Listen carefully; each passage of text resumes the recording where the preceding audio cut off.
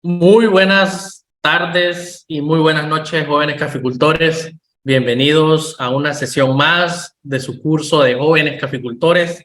Tenemos un curso focalizado esta semana que inició el día lunes, el curso de agricultura regenerativa. Este es un curso de Nestlé, proyecto iniciativa por los jóvenes en la caficultura, proyecto de Nestlé ejecutado por la Fundación Conducafé. Tenemos el agrado el día de hoy de compartir este espacio de formación, este espacio de aprendizaje que tenemos el día de hoy. Tengo el grato honor y privilegio de acompañarles en esta sesión como moderador. Mi nombre es Alex Caballero y soy parte del equipo de jóvenes caficultores. Ya saben ustedes las recomendaciones, ¿verdad? Que les hemos venido comentando desde el día 1. Conectarse a sus dispositivos inteligentes desde una computadora o desde su teléfono, estar pendientes y puntuales. Como lo ven, arrancamos a las 6 en punto, sin perder espacio ni tiempo. El día de hoy, miércoles 24 de mayo del año 2023. Les recomendamos que tomen nota de lo más importante, que estén pendientes de su micrófono, de su cámara, en el momento que se les vaya a dar un espacio de participación.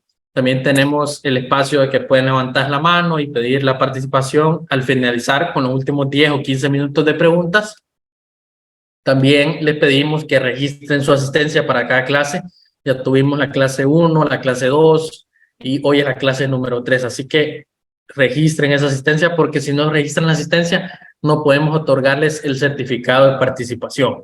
Envíen sus preguntas a través del chat, a través de los diferentes canales de comunicación. En Facebook Live pueden escribir ahí en los comentarios, aquí en Zoom, a través de este chat, 30 minutos una vez que se haya iniciado la clase.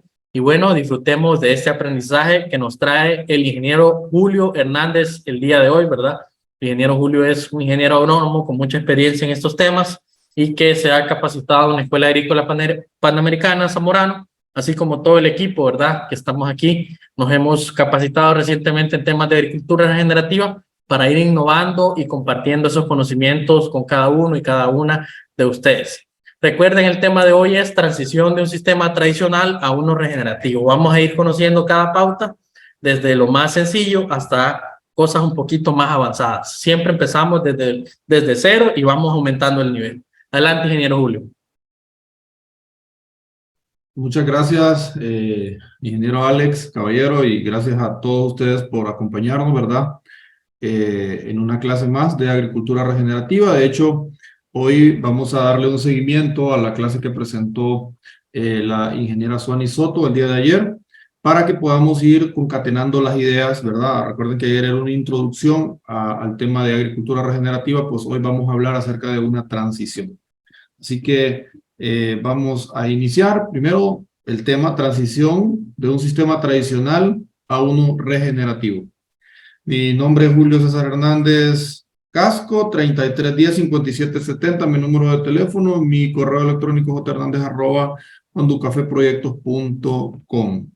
Muy bien, los objetivos de la clase: vamos a explicar la importancia de la adopción de prácticas agrícolas que sean amigables con el medio ambiente y no afecten la rentabilidad de la agricultura, definir los cambios a considerar en la transición de una agricultura convencional a una agricultura regenerativa. ¿Por qué es importante el cambio? Bueno, el cambio es importante porque es la columna vertebral, ¿verdad? De todo lo que hacemos. De hecho, la columna vertebral del cambio radica en que si no hacemos algo pronto, desapareceremos como especie. Entonces necesitamos hacer un cambio pronto, algo que se vea, porque si no, vamos hacia un abismo, ¿cierto?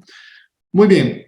Un pincelazo de lo que vimos ayer. Ayer se mencionó acerca de los gases de efecto invernadero. Acá tengo algunas muestras de ello, ¿verdad? Tenemos el metano, CH4, generado por el ganado. También se genera en el arroz. Esto es porque hay bacterias anaeróbicas dentro del rumen del ganado, y también hay bacterias anaeróbicas en lo que es los cultivos por inundación, como el arroz, ¿verdad? Entonces, en el metabolismo de estos microorganismos, lo que se genera al final, pues, es metano. Acá tenemos también altas concentraciones de CO2. Ayer se mostró una curva de cómo las concentraciones de CO2 han ido aglomerándose en la atmósfera y por lo tanto el calentamiento global ha ido progresando. También las concentraciones de óxido nitroso, el exceso de fertilización nitrogenada, ¿cierto? Que al final pues entra en el ciclo del nitrógeno en un proceso de nitrificación y por lo tanto se libera este tipo de nitrógeno que es una forma de gas antes de pasar a forma de nitrato, que es la forma en que la planta lo absorbe. Entonces, entre más urea estamos utilizando, entre más fertilizante amoniacal tenemos, entonces hay más liberación de este gas. El más abundante de todos, el CO2, por supuesto. Por lo tanto, todos estos gases se acumulan y comenzamos con el efecto invernadero, que lastimosamente pues nos está dañando hoy en día, pues ustedes saben, todo lo que es el clima está siendo afectado. Tenemos acá una pequeña gráfica desde el año de 1960 hasta el 2020.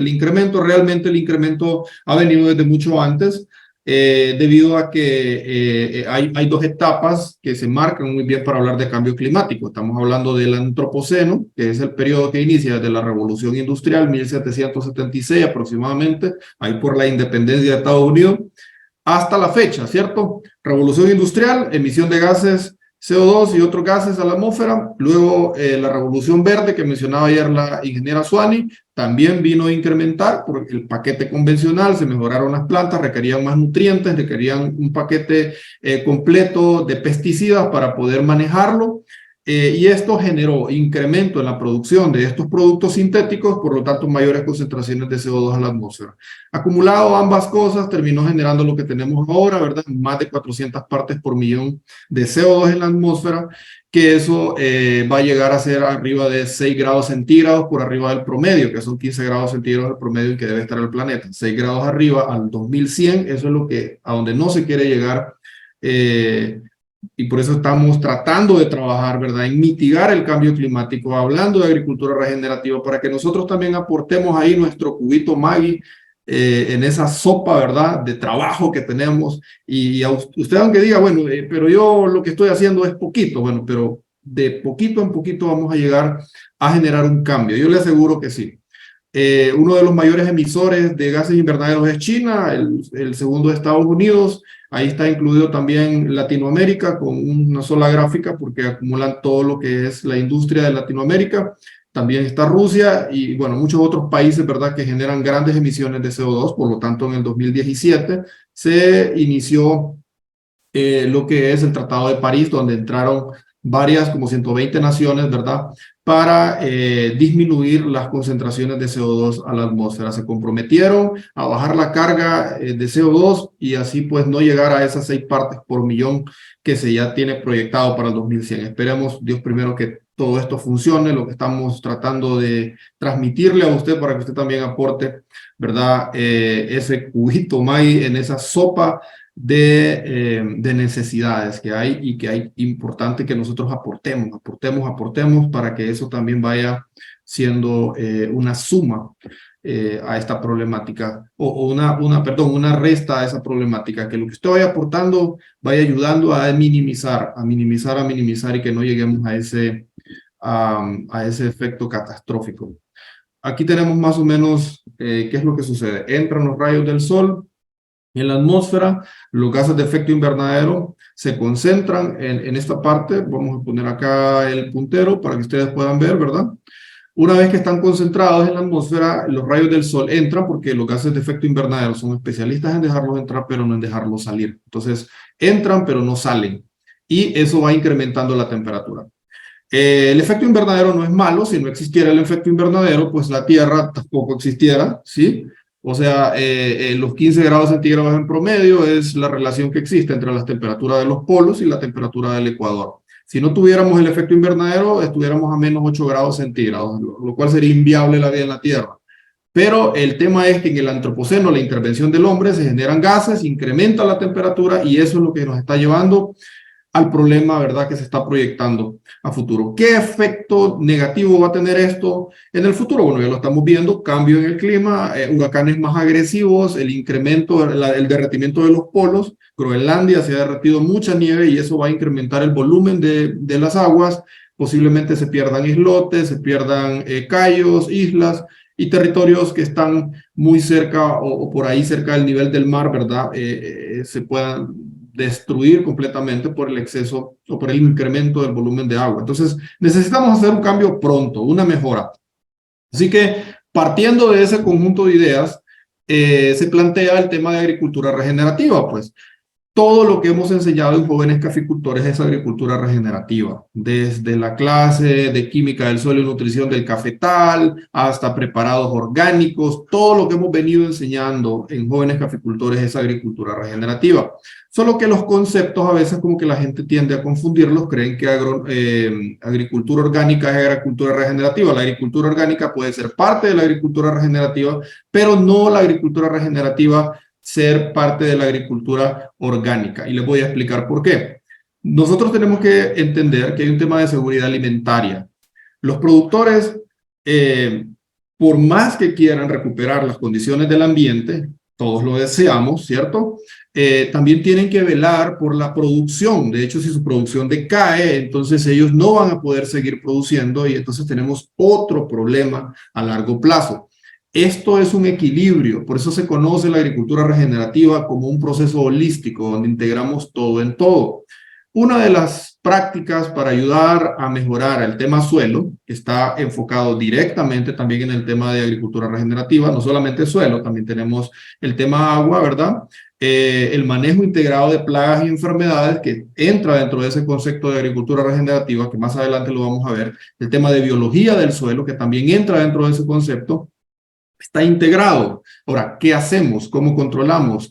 ¿Qué prácticas realizo para que la agricultura no sea degenerativa, sino regenerativa? Una de las prácticas que se menciona, ¿verdad? Muchísimo una de las prácticas son las prácticas, por ejemplo, de conservación de suelo, elaboración de obras de conservación de suelo. Van a tener una clase extensa acerca de detalles en obras de conservación de suelo. Aquí solo le vamos a dar un pincelazo. Aplicación de materia orgánica en el suelo, fertilización basada en las 4R y plantas de cobertura. Primero, las obras de conservación de suelo, sé que la mayor parte de ustedes las conocen, de hecho se aplica, ¿verdad? Obviamente necesitamos conocer que un suelo, si tiene una pendiente muy pronunciada, vamos a utilizar un nivel A, vamos a medir el porcentaje de pendiente que se encuentra y dependiendo de ese porcentaje de pendiente vamos a colocar la barrera viva, una barrera de una distancia a la otra o la obra de conservación de una distancia considerable a la otra de acuerdo al porcentaje de pendiente. Tenemos barreras vivas, acá tenemos barreras muertas. ¿En qué nos ayudan estas obras de conservación de suelo? Recuerden ustedes que el agua va alcanzando mayor velocidad cuando va en avance en una pendiente, ¿verdad? Cuando nosotros colocamos una barrera, lo que hacemos es que detenemos la velocidad del agua e inicia de cero de una barrera a la otra. Por lo tanto, el poder de arrastre es menor. Si hay un mayor poder de arrastre de parte del agua, cuando no hay obras de conservación de suelo, lo que hacemos es una erosión eólica, porque todo el fertilizante, todo lo que es todo el componente estructural del suelo, dígase hay materia orgánica, dígase nutrientes, ¿verdad? Va a ser arrastrado y va a ser llevado y depositado en la parte baja del suelo, por lo tanto, de esa ladera.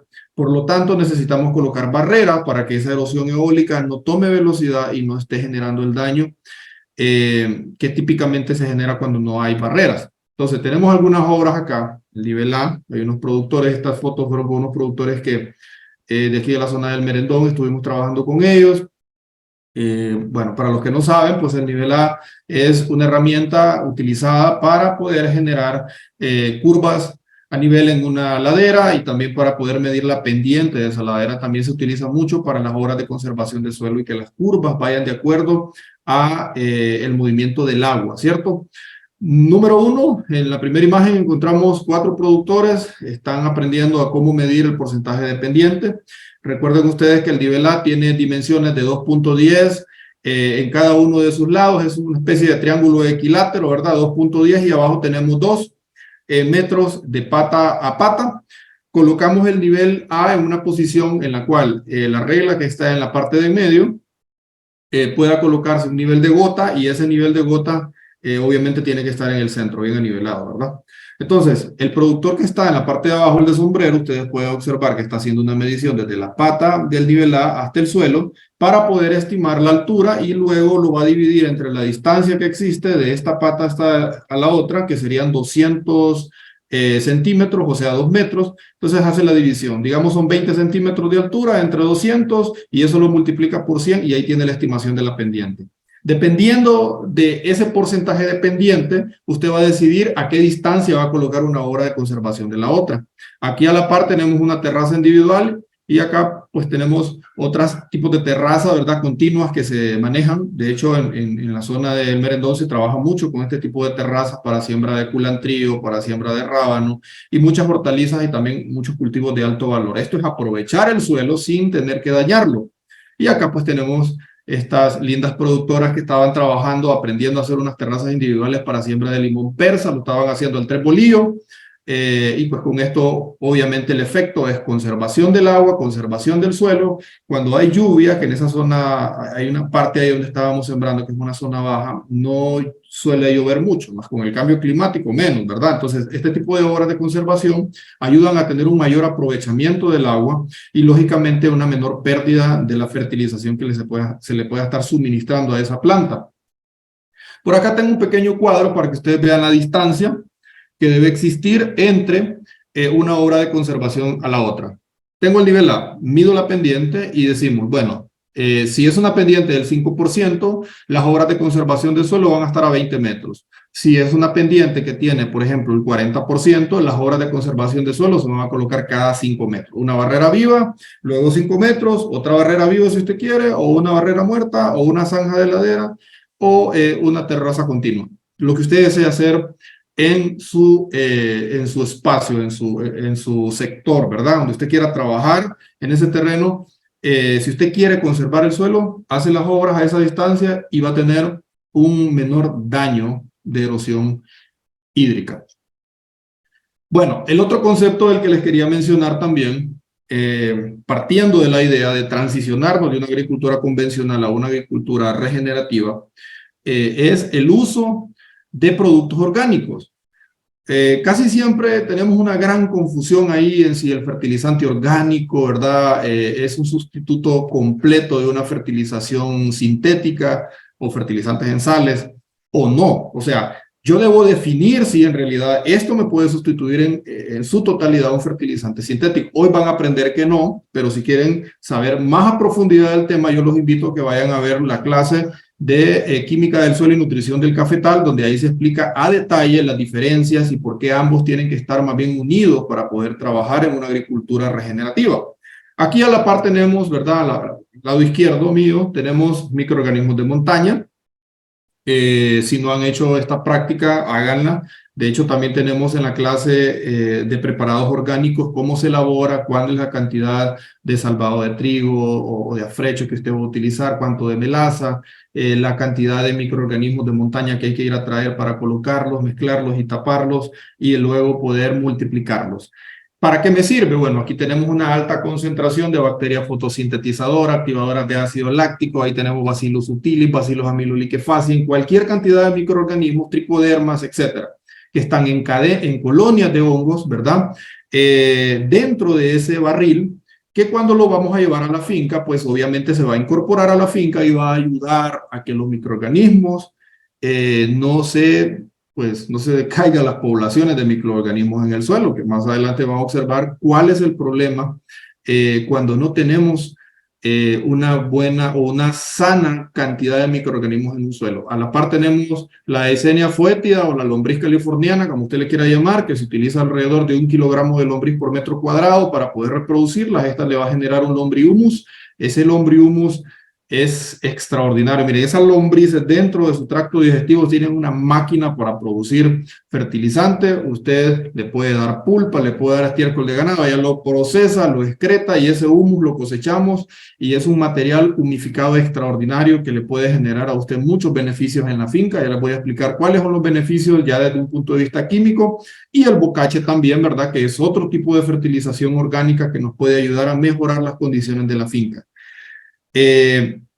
Ojo, no estoy diciendo que estos tipos de productos van a sustituir un plan de fertilización sintético. Ya voy a explicar ese tema, ¿verdad? Pero ahorita quiero que entiendan en desarrollo cuál es la funcionalidad de cada uno de ellos, ¿verdad? Y cuál es el efecto que podemos tener, digamos, en un suelo al aplicarlo. El beneficio de ellos es interesantísimo. Miren, primero, esta es una gráfica donde se hizo, es un estudio que se hizo en Estados Unidos, ¿verdad? Por la empresa Biomanetic. Yo estuve trabajando hace un tiempo con ellos, ¿verdad? Y se hizo una evaluación de cuántas cantidades de colonias, o se llaman pues formación, unidades formadoras de colonias, ¿verdad? Número de unidades de formadoras de colonias que encuentran en un área determinada, en este caso es por gramos de suelo.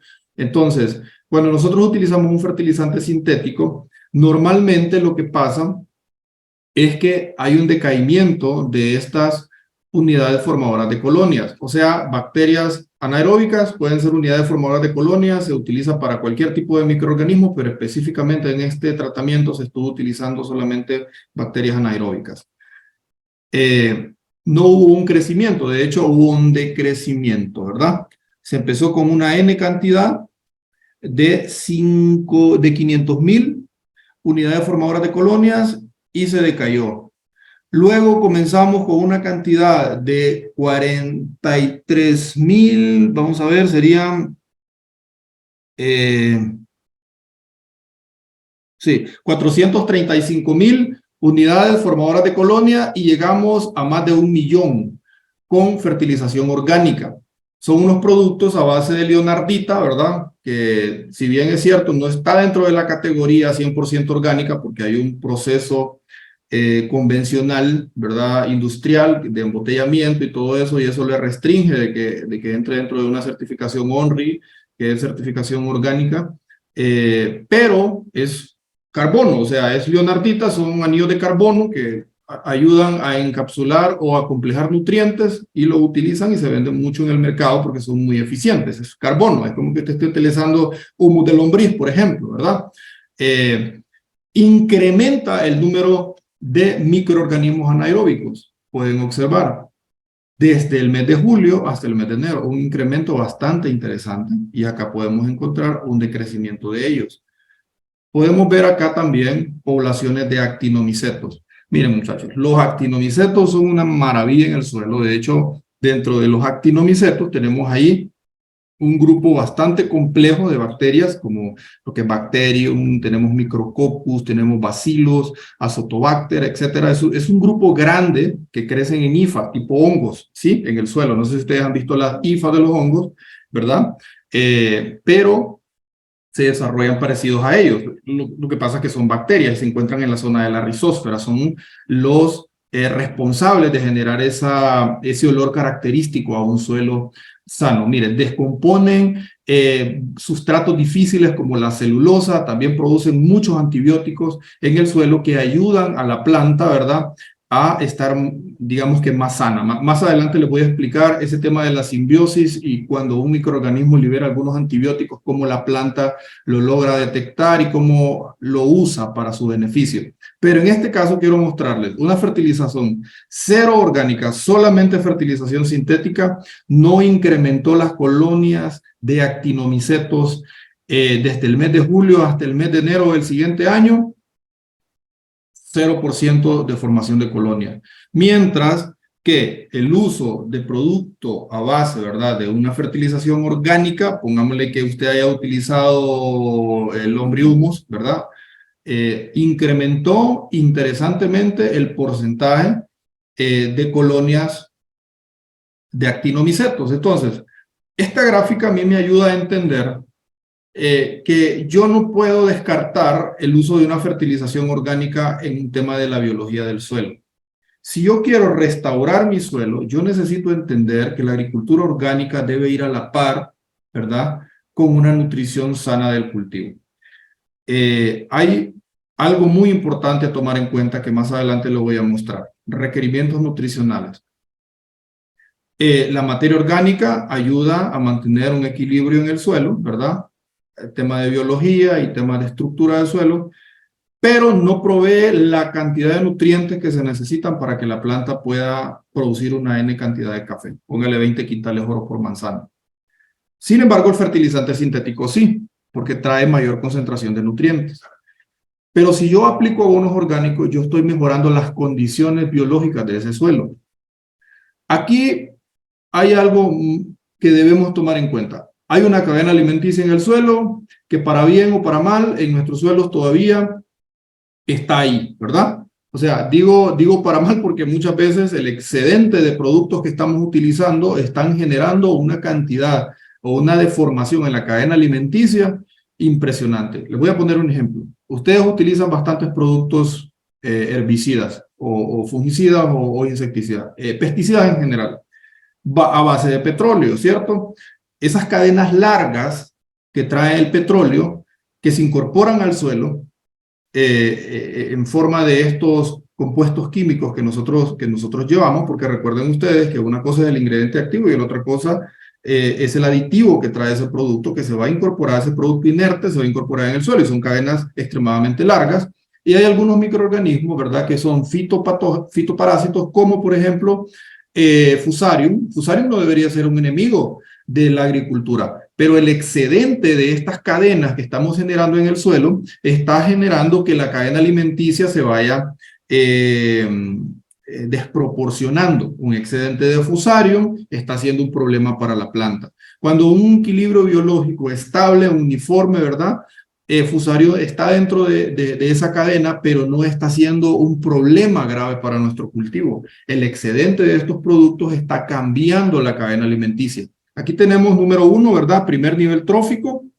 Tenemos en el segundo nivel trófico los nemátodos, los hongos, reino fungi, reino de bacterias o reino monera también. Tenemos en el tercer nivel trófico los protozoos, los nemátodos, unos pequeños artrópodos, y tenemos también por acá en el cuarto nivel trófico, ¿verdad?, lo que son los artrópodos, también otros nemátodos un poco más desarrollados, y en el último nivel trófico pues tenemos aquí los animales ya más desarrollados, aves, mamíferos, ¿verdad?, humanos, que también estamos dentro de ese complejo de la cadena alimenticia.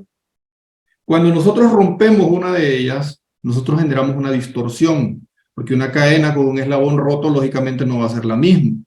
Por lo tanto, debemos aprender a convivir con ellos. Pero ¿cómo convivo con ellos si yo solamente estoy atacándolos? Cuando un productor se enfoca en la producción meramente de café y no se enfoca en las condiciones del suelo, o no le importa cómo queda su suelo, entonces usted puede producir, lógicamente, todo lo que va a comprar, fertilizantes o pesticidas, va a ir directamente para incrementar su producción.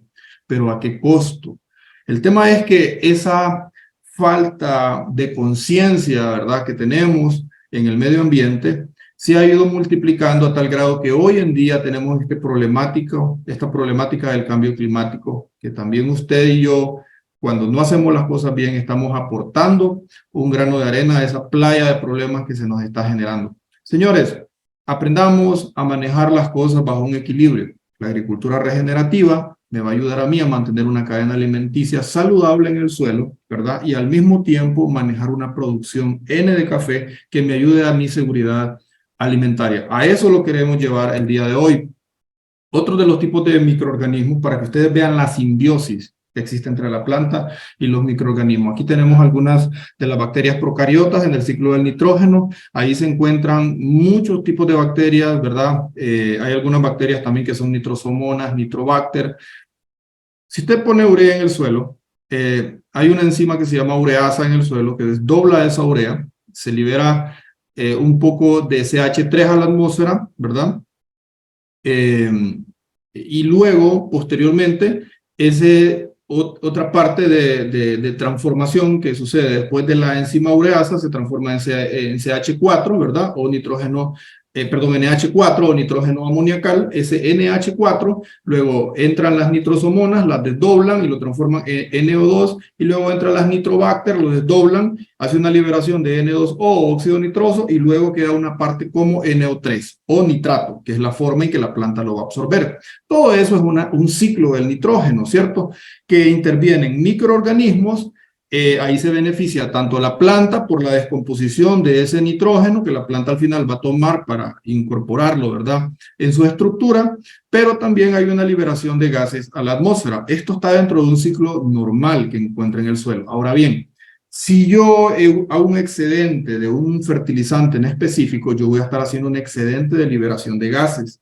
Y el otro problema es, si yo no estoy aplicando el respeto a las cadenas tróficas que se encuentran en el suelo, entonces yo voy a estar generando una eliminación de algunos de estos microorganismos que me ayudan en ese desdoblamiento de esas fuentes que yo estoy suministrando al suelo. Espero haberme explicado ahí. Es importante que entendamos que los microorganismos deben convivir con la planta.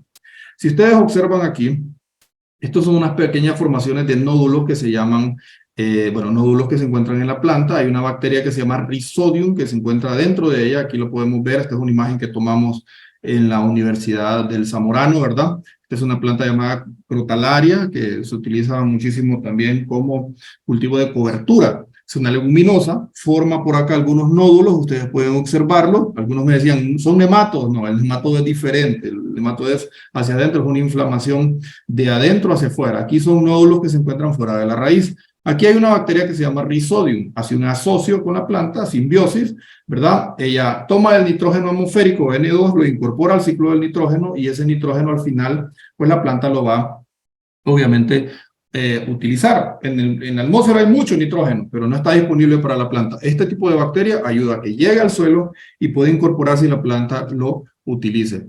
Si nosotros tenemos altas poblaciones de microorganismos, se favorece el control biológico.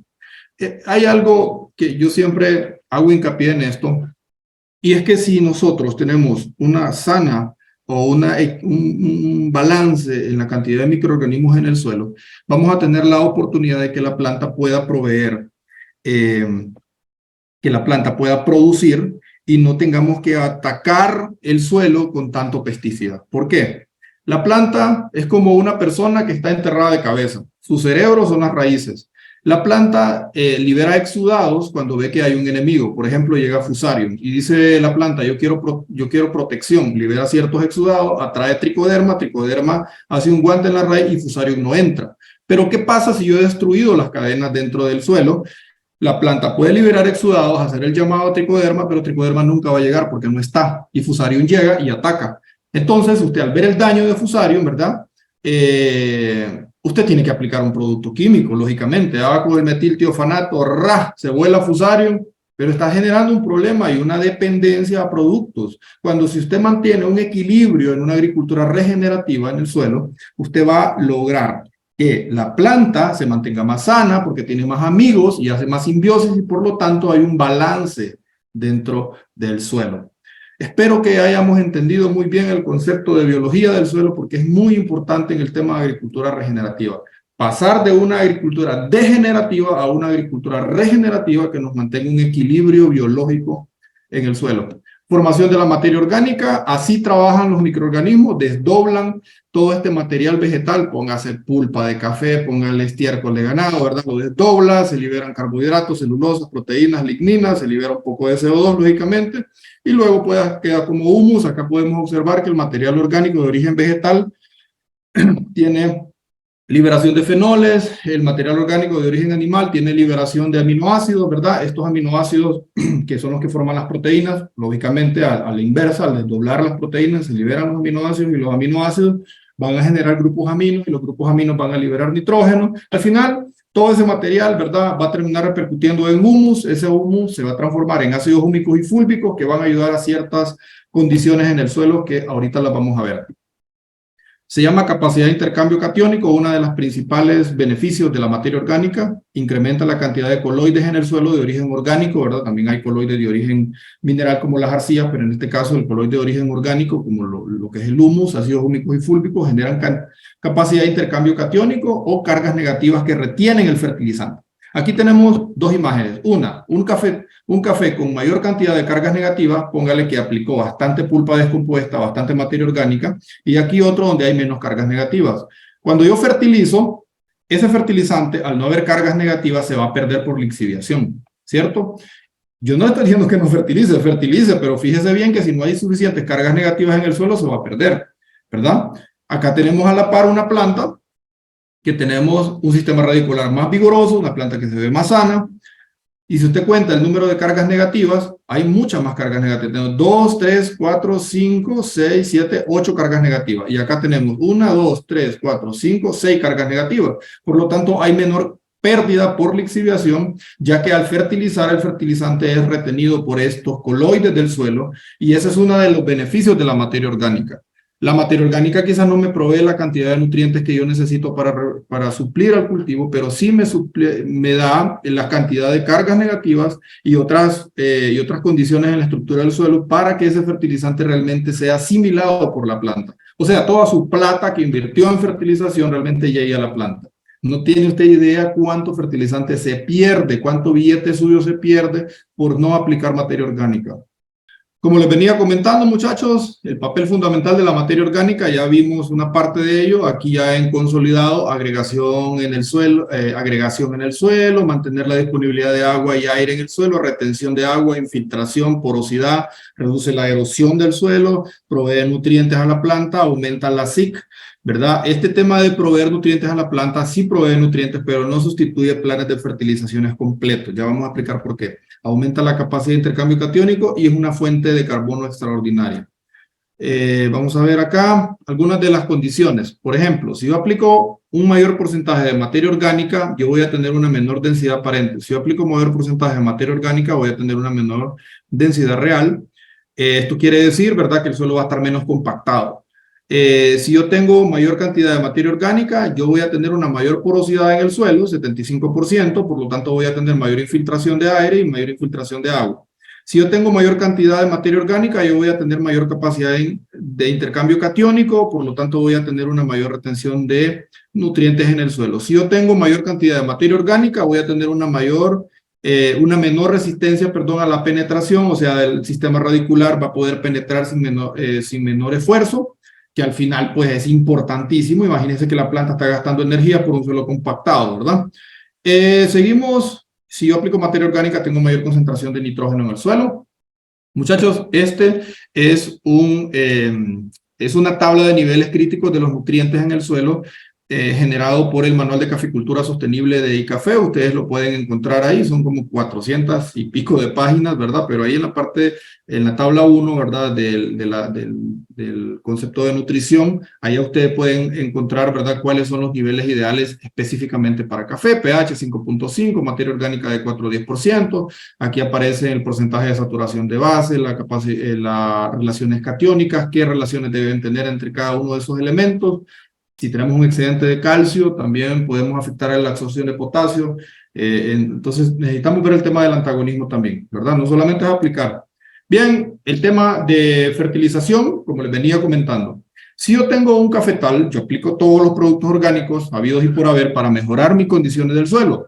Pero el fertilizante orgánico normalmente no tiene la cantidad de nutrientes que se necesitan o se requieren para una N cantidad de café. Por ejemplo, demanda de nutrientes de forma elemental para 20 quintales oro de café, ¿verdad?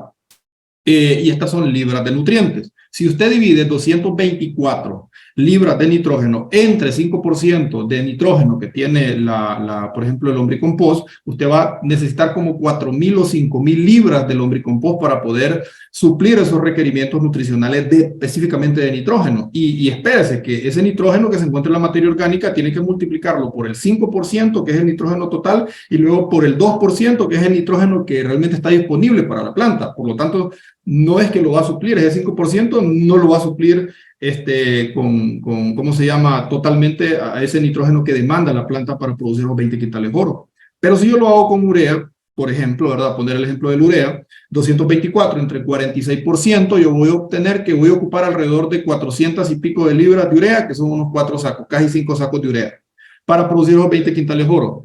Analice usted de 400 libras a 4.000 y pico de libras. Entonces no podemos basar en que la agricultura orgánica, no podemos orientar a que la agricultura orgánica va a sustituir los requerimientos nutricionales de un cultivo.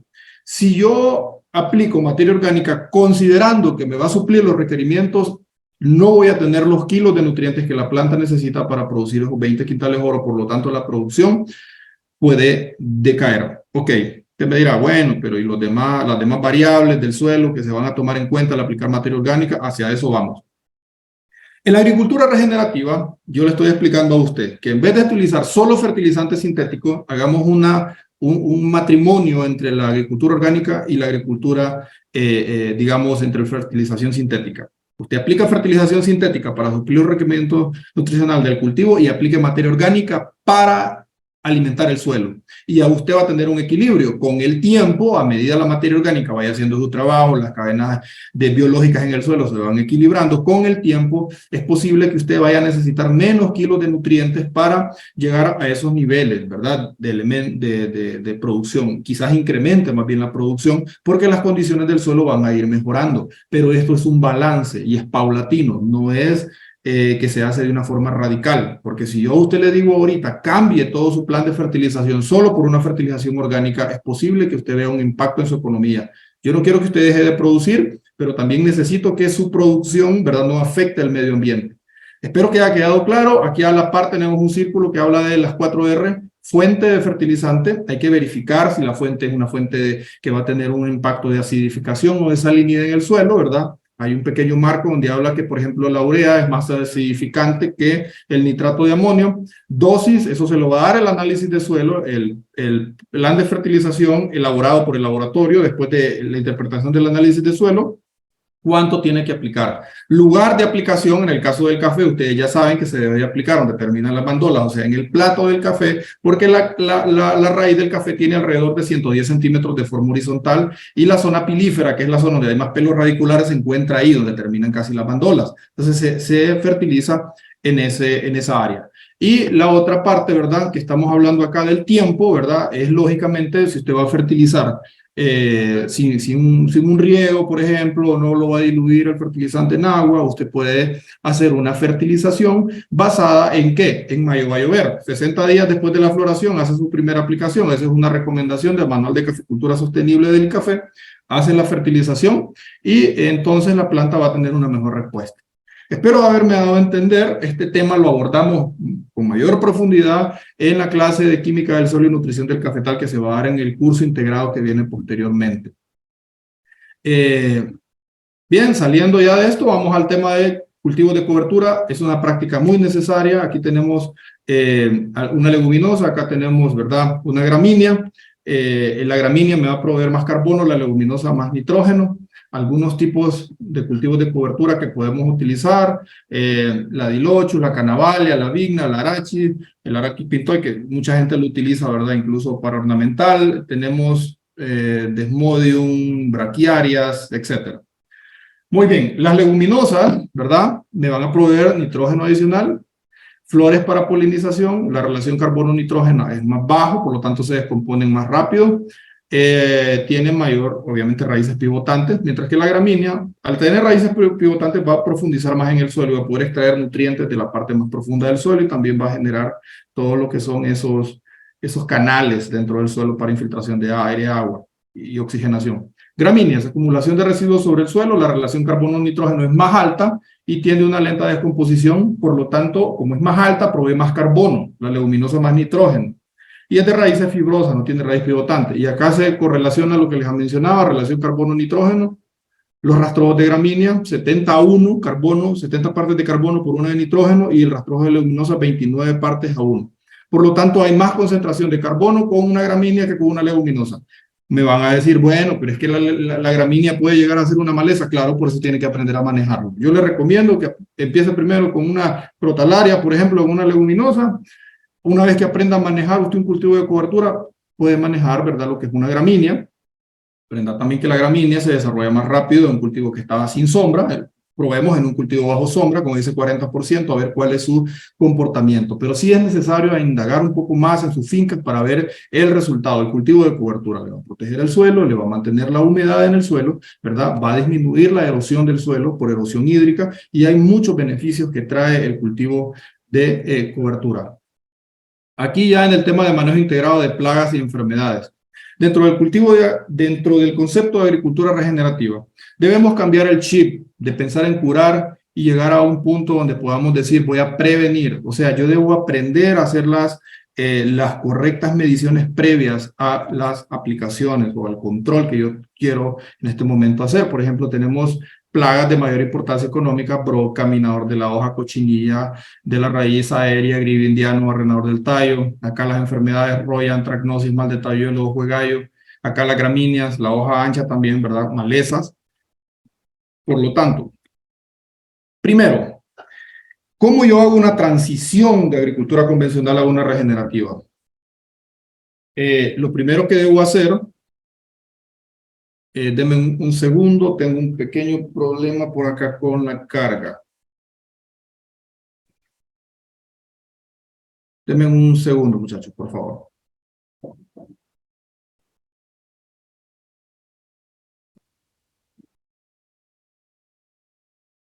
Bueno, jóvenes, les estamos compartiendo el enlace de asistencia aquí a través del chat de Zoom para que aprovechen este momento, poder completar la asistencia en este pequeño espacio de tiempo. Y también se los estamos compartiendo a través del chat de WhatsApp, ¿verdad? Es muy importante que lo tengan en cuenta. Sin esas asistencias no les podemos entregar su certificado. Otra cosa, los quiero motivar a que nos compartan fotografías de ustedes, que alguien le tome un selfie, que alguien aproveche y le tome una fotografía mientras usted recibe la clase, que se tome una foto con la pantalla, en la computadora, en el televisor, donde usted nos esté viendo. También nos puede compartir fotos suyas aplicando algunas prácticas de esta agricultura regenerativa en su finca, que si bien la vamos a utilizar para poderlas presentar en lo que es el evento de clausura o el evento de graduación la próxima semana, que es el día martes. Entonces nosotros configuramos un bonito video que les sirve a ustedes, ¿verdad? Y lo pueden ver y compartir experiencias de los 18 países en los que estamos conectados. Adelante, ingeniero Julio. Ale, qué pena y qué pena con ustedes también, muchachos. Es un problemita ahí con la conexión, pero ya se solucionó, ¿verdad? Estamos por terminar ya con este tema y luego vamos a pasar a las preguntas. Les venía comentando que no podemos iniciar o hablar de agricultura regenerativa en el control de plagas, enfermedades y malezas si no tomamos en cuenta un tema acá muy importante que consiste, muchachos, en el calendario de floración, hablando específicamente del café. Pero si hablamos de otros cultivos, tenemos que hablar también, ¿verdad?, de un control preventivo y no curativo. Debemos aprender a hacer muestreos para verificar el porcentaje de incidencia de las enfermedades o de las plagas que nos estén afectando y asimismo tener un control diferente, no un control curativo. Empezando con el calendario de floración. El calendario de floración a mí me va a ayudar para determinar, por ejemplo, en vez de estar haciendo aplicaciones al garete, ¿verdad? Digo, yo voy a controlar con un clorpirifos, porque a la gente le encanta controlar con productos organofosforados, carbamatos, que tienen un impacto impresionante. Por ejemplo, usted hace aplicaciones de neonicotinoides, imidacloprid, acetamiprid, y daña una cantidad de especies benéficas, por ejemplo, lápiz melífera, que la ocupamos tanto. Si nosotros tenemos un control preventivo, por ejemplo, en lo que es el calendario de floración, yo verifico 60 días después de la floración, hago un muestreo, ¿verdad?, de roya y verifico qué porcentaje de incidencia de roya hay. Dependiendo de ese porcentaje de incidencia, si es mayor al 5%, yo tomo una decisión de hacer una aplicación con un producto protectante, puede ser un producto sistémico o puede ser que yo tenga un control biológico. Ya les voy a hablar acerca de un hongo que también es un controlador biológico. Entonces yo hago un cambio. Convencionalmente estaba aplicando cuando el vecino me dice, indiscriminadamente, pero con el calendario de floración yo puedo hacer una aplicación de un producto ya de forma específica, sin tener que generalizar y generar un impacto mayor. Ahí estoy haciendo una transición. Momento ideal para el control, también el momento ideal para el control de plagas y el momento ideal para el control de malezas. Avanzando acá, tenemos primero, saco el muestreo, verifico qué porcentaje hay, cuándo. En el caso de la roya, 60 días después de la floración, luego otro a los 90 días después de la floración y otro muestreo a los 120 días después de la floración. En cada uno de ellos, yo tomo la decisión si voy a hacer o no una aplicación dependiendo del porcentaje de incidencia. En la clase de enfermedades y plagas de importancia económica, ¿verdad?, específicamente en el curso integral nosotros manejamos separado porque ampliamos bastante el tema, lo manejamos como plagas de importancia económica y enfermedades de importancia económica en el cafetal.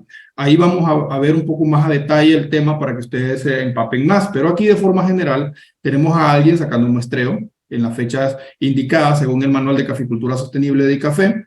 También tenemos el traje completo para protección, el mascarilla de carbón activado, el overall y todo su equipo de protección. Y acá un control etológico colocando lo que son trampas.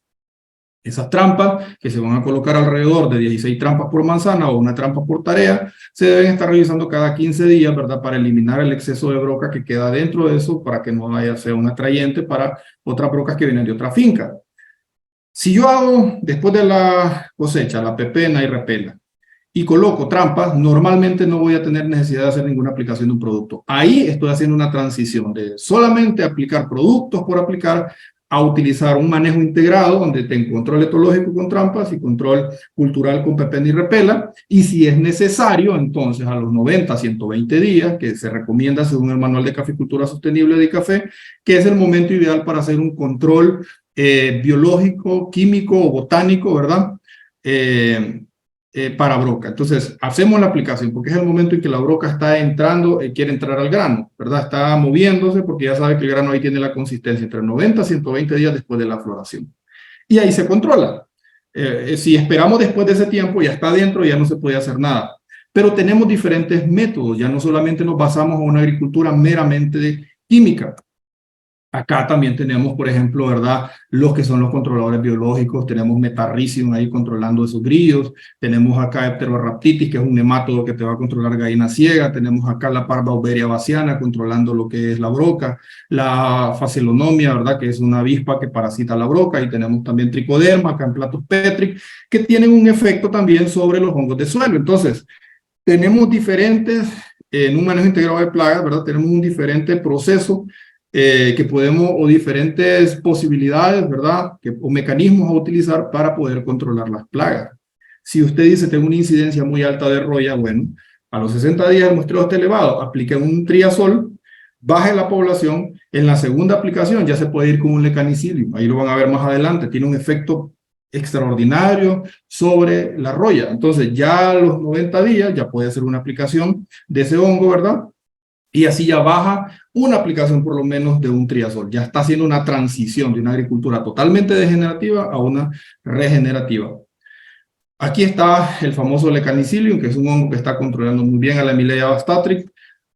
Un trabajo que se hizo en Zamorano, hicieron una investigación, ¿verdad? Y determinaron que el lecanicilium, con aplicaciones de 1/10⁸, ¿verdad? No tienen que aprenderse toda esa terminología, pero por lo menos entender que aquí hubo un control de un 53% a los 15 días después de la aplicación, 56% 30 días después de la aplicación y 45%, perdón, 63% 45 días después de la aplicación. Si miran el piraclostrobin más epoxiconazol, que es el ópera, tuvo un control bastante parecido, no hay diferencias significativas, pareciera que a los 15 días, los 30 días y los 45 días después de la aplicación, los resultados fueron prácticamente iguales. Entonces, ¿qué quiere decir? Que yo fácilmente puedo sustituir con ese producto biológico, ¿verdad? Una aplicación de, por ejemplo, el ópera, un triazol. Entonces, al hacer esto, yo ya estoy entrando a un concepto de agricultura regenerativa, no degenerativa. Si yo aplico solo productos triazoles, por ejemplo, con estrubirulinas, yo estoy generando un impacto, solo fungicidas, yo estoy generando un impacto en la microbiología del suelo, porque eso al final va a caer acá y va a generar un daño en las cadenas que antes había mencionado. Mientras que si yo aplico solo el lecanicilium, en este caso yo voy a tener un equilibrio, porque ese microorganismo va a ir a atacar solamente la Emileia bastatrix, no va a ir a atacar otros microorganismos, porque es biológico. Y esa es la ventaja, ¿verdad? Entonces es importante que vayamos conociendo todo esto y sepamos que hay otras propuestas, hay otras opciones que nos pueden ir sirviendo. Ya en el tema de control de maleza, ¿qué les puedo decir? Nos hemos cansado de mencionarle, no use glifosato, no use paraquat. Los efectos en el suelo son nocivos. Tenemos una cuestión que se llama genética de agroquímicos, donde el KOC o la capacidad que tienen estas moléculas de adherirse en el suelo, se lo muestro aquí a la par. Uno de los más fuertes o los que más se adhieren en el suelo, persisten por mucho más tiempo en el suelo, se inmovilizan prácticamente en el suelo, es el glifosato, ¿verdad? Que tiene aproximadamente 21.700 miligramos por gramo de retención en el suelo, lo mismo que pasa con el paraquat, pasa mucho tiempo en el suelo y eso pues al final genera un daño. Tenemos algunas razones del por qué no utilizar estos productos. Glifosato se infiltra en el suelo, es muy soluble en el agua, persiste en el suelo, contamina los acuíferos, es tóxico para la fauna acuática, los animales domésticos, el ganado, y se esparce sin control por el subsuelo. Además, cada preparado de herbicida que contiene glifosato viene acompañado de otras sustancias que facilitan su absorción y se multiplica su toxicidad. La razón por la cual se está tratando de sacar al glifosato es precisamente por esto que está abajo. Dicen, numerosos estudios han demostrado que el glifosato es nocivo para la salud de personas, animales y medio ambiente. Un investigador de apellido Seralini, especialista en biología molecular de la Universidad de Caen en Francia, ha demostrado que el glifosato estimula la muerte de las células de embriones humanos. Use su pando, use su machete, control cultural, y ya va a ver usted que va a mantener su cultivo sano, con un control de maleza, sin hacer daño a su suelo. Y ahí está pasando de una agricultura degenerativa o convencional a una agricultura regenerativa que va a cuidar el medio ambiente. Señores, quiero agradecerles por su tiempo, Alex, y estoy abierto a las preguntas. Muchas gracias, ingeniero Julio. Muy excelente clase, muy puntual. Vamos a continuar, ¿verdad?, con toda la información que se les ha venido dando. Hemos venido paso a paso desde el primer día con la introducción a la agricultura regenerativa, con la clase de liderazgo, con el cambio de mentalidad, con pensar fuera de la caja, con pensar otras formas de hacer agricultura. Tenemos una pregunta muy puntual y ahí podemos los dos intervenir de alguna forma.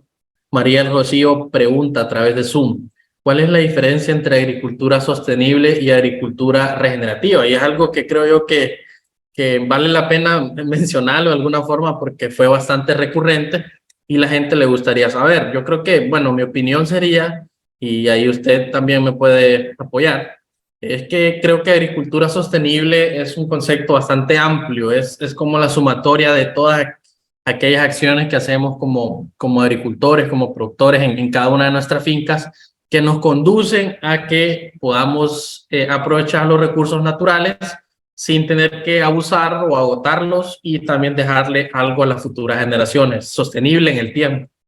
Y la agricultura regenerativa, como una integración de diferentes componentes, hablamos suelo, hablamos del agua, hablamos de diversificación, hablamos de la microbiología. Entonces la agricultura regenerativa es parte de la agricultura sostenible. No es que son diferentes, sino que se complementan. Sí, y pues bueno, en relación a eso. Totalmente Sí. totalmente de acuerdo, ¿verdad? Se complementan. Sí, es que yo pienso que a veces nos diluimos mucho en muchos conceptos, ¿verdad? Hay gente que dice que la permacultura, que cuál es la diferencia con esta. Mire, todos estos conceptos que nosotros estamos mencionando, que a ustedes les interesa saber, van orientados a mitigar el cambio climático, pero también van orientados a que el productor pueda mantenerse bajo un esquema, ¿verdad?, de economía sana. O sea, un productor que no tiene seguridad alimentaria, olvídese, no va a estar pensando en el medio ambiente, él va a estar pensando en su seguridad alimentaria. Entonces, este tipo de conceptos, por ejemplo, la agricultura regenerativa viene a hacer hincapié en que el productor siga produciendo, pero al mismo tiempo siga produciendo de una manera regenerativa, no degenerativa. Entonces, parece que ahí es donde nos diluimos un poco, Alex, pero me parece excelente tu separación de los conceptos para que la gente vaya comprendiéndolo.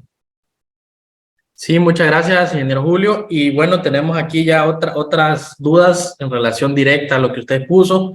Y la primera es, Juana Angelina pregunta: ¿cuál es la forma correcta de aplicar los abonos orgánicos, ya sea lombricompost, compost o bocashi? Bueno, recuerda primero que debe haber un proceso de compostaje, ¿cierto? Yo conozco productores que llevan el estiércol de ganado de un solo crudo a la finca y eso le genera un montón de moscas en la finca y eso es un problema después. Entonces, lo que debemos hacer es hacer un proceso de compostaje, ¿verdad?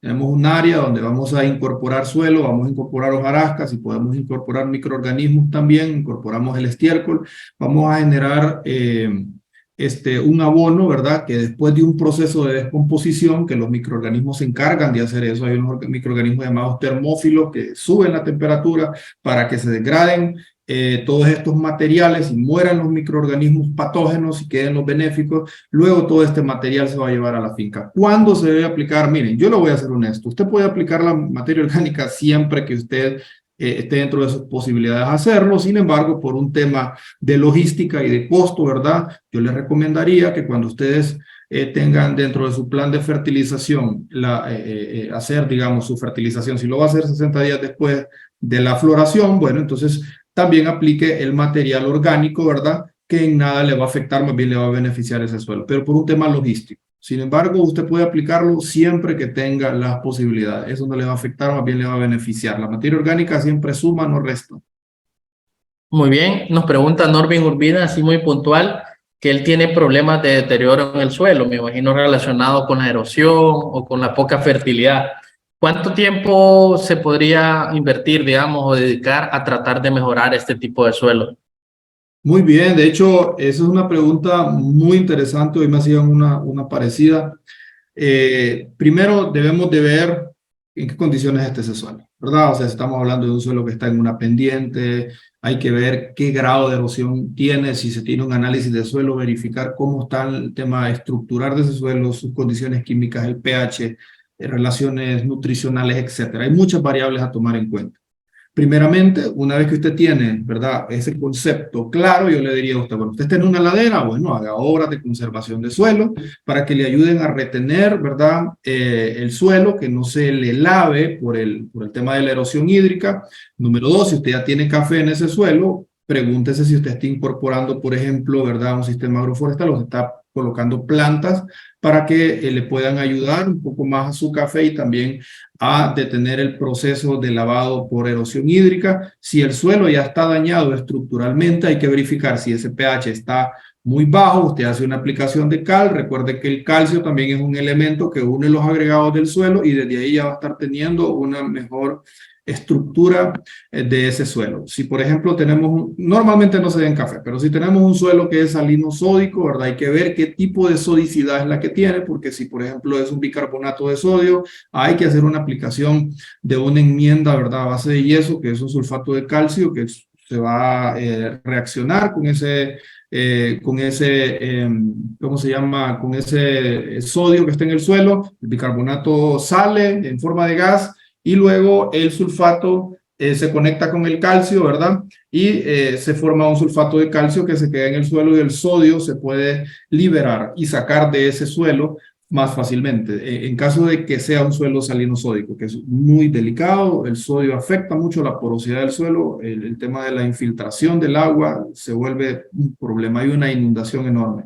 Entonces hay que ver cuál es el daño. Si tienes un problema, por ejemplo, ¿verdad?, de que es un suelo que tenés cárcavas, ya tenés demasiado daño por erosión hídrica, yo considero, ¿verdad?, que podrías empezar haciendo algunas prácticas de barreras vivas, aplicaciones de abonos orgánicos, que todo este concepto antes mencionado te va a ir mejorando la estructura del suelo. No podemos cambiar la textura, pero sí podemos mejorar la estructura del suelo.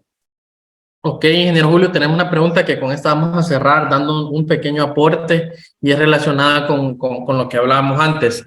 María Luz pregunta aquí, a través de Zoom. Dice, ¿valdrá la pena invertir en algo relacionado con la finca en este tema? ¿Qué podría inspirarnos a invertir un poco más? Yo creo que aquí es un poco como a manera de un análisis, ¿verdad? O sea, ver el tema, ingeniero Julio, de no es que va a invertir más, sino que va a dirigir sus prácticas a cosas más específicas. O Así es. sea, hacer abonos orgánicos ya lo hacen.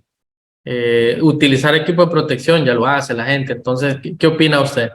Oh, excelente, Alex. Yo creo que tus puntos de vista ahí son bien acertados. Miren, a ver, la problemática es cómo me dirijo yo a hacer este traspaso de una agricultura convencional a una agricultura regenerativa. ¿Qué debería de ser? Todo lo que nosotros hemos enseñado en Jóvenes Caficultores está relacionado con agricultura regenerativa. Invierta en abonos orgánicos, ya le explicamos. Tome la pulpa del café de la cosecha, llévela, compostela, tome lo que es las aguas mieles, colóquela sobre ese abono que usted está procesando, lleve esa pulpa que le va a llevar una carga de nutrientes y también todos los beneficios de la agricultura, del abono orgánico que ya les mencioné, a la finca, devuelva todo eso, la ley del retorno, devuelva todo eso, está haciendo una inversión lógicamente porque va a pagar posiblemente una persona que le haga el trabajo o lo va a hacer usted, una inversión de tiempo.